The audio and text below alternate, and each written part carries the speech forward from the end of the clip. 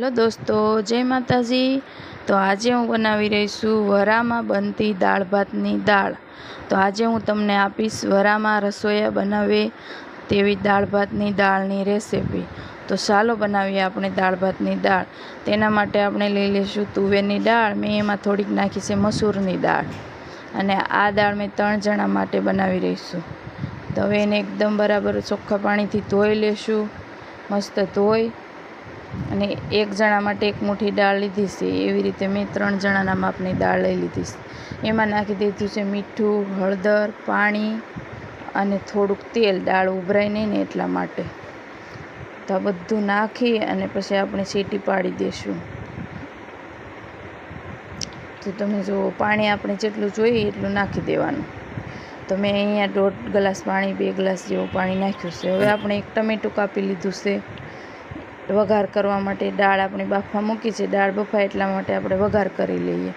તો વઘારમાં પહેલાં મેં લીમડાના પાન નાખી દીધા છે, પછી આદુ મરચીની પેસ્ટ, તમે આદુ ખમણી અને મરચીના ટુકડા પણ લઈ શકો છો। મેં આદુ મરચી વાટીને લીધું છે। હવે આપણે નાખી દઈશું થોડીક અડધી ચમચી હળદર, ધાણા જીરું પાવડર,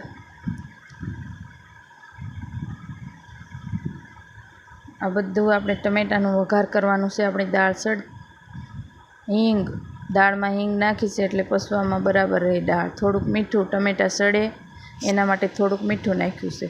હવે આપણે જોઈએ આપણી દાળ સડી ગઈ છે કે નહીં।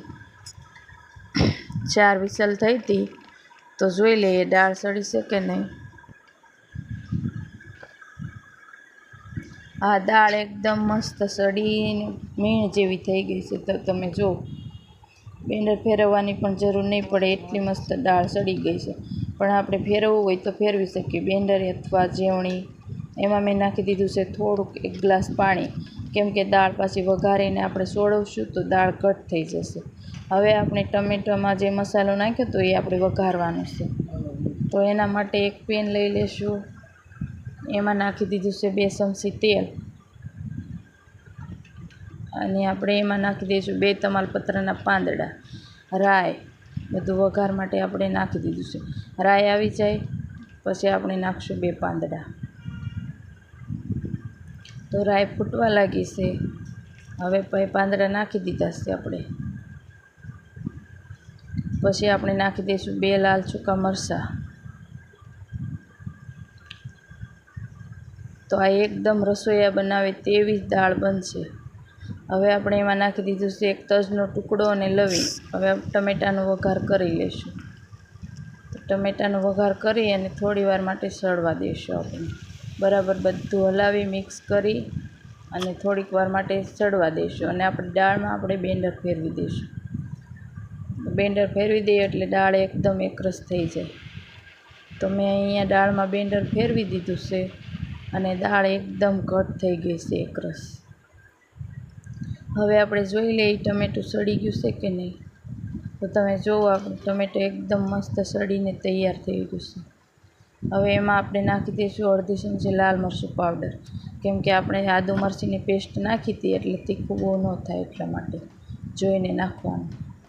તો આ લાલ મરચાં પાવડરની સુગંધ ન આવે ત્યાં સુધી આપણે થોડીક વાર સળવા દઈશું, પછી આપણે દાળ નાખી દઈશું અંદરથી। તો હવે આપણે દાળ નાખી દઈશું।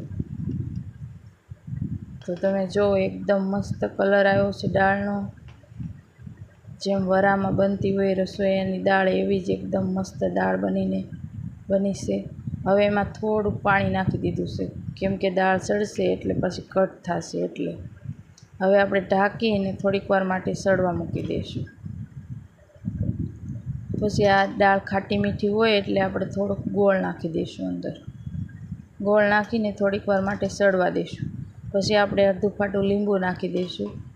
લીંબુ ઉતારવા ટાઈમે જ નાખવાનું, એ ધ્યાન રહે।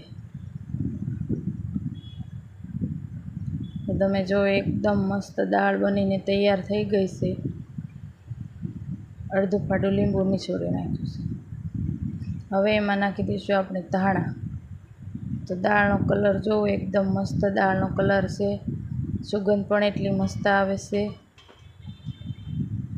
તો તમે જુઓ, આજે મેં વરામાં બને તેવી દાળ બનાવી છે, તમને મારી આ રેસીપી પસંદ આવી હોય તો લાઈક, શેર અને સબસ્ક્રાઈબ જરૂરથી કરજો. સબસ્ક્રાઈબ કરજો તો નવા વિડીયો જોવા મળશે.